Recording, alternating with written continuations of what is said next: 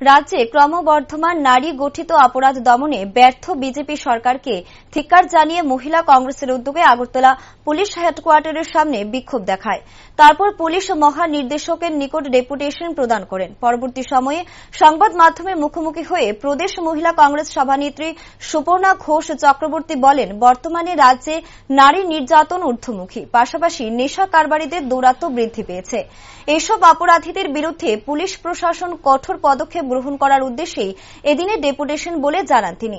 তিনি আরও জানান, পুলিশ প্রশাসনের পক্ষ থেকে আশ্বাস প্রদান করা হয়েছে নারী নির্যাতনকারী এবং নেশা কারবারিদের বিরুদ্ধে দ্রুত পদক্ষেপ গ্রহণ করা হবে।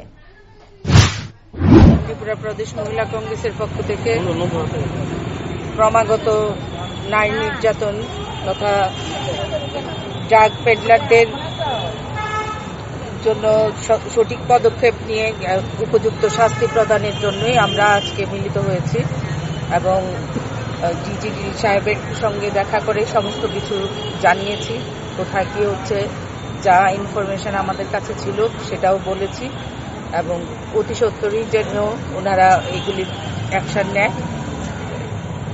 তো আমাদেরকেও এসুরেন্স দিয়েছে যে আমরা এগোচ্ছি সঠিক পথে এবং যদি কোনো ইনফরমেশন আমাদের থাকে ওনাদেরকে জানাতাম, ওনারা সেইভাবে পদক্ষেপ নেবেন।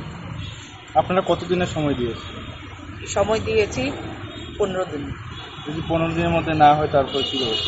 তাহলে আন্দোলন জারি থাকবে এবং সারা ত্রিপুরা রাজ্যে এই আন্দোলন ছড়িয়ে পড়বে। পরিচয়টা আপনার? সর্বাণী ঘোষ চক্রবর্তী, ত্রিপুরা প্রদেশ মহিলা কংগ্রেস প্রেসিডেন্ট।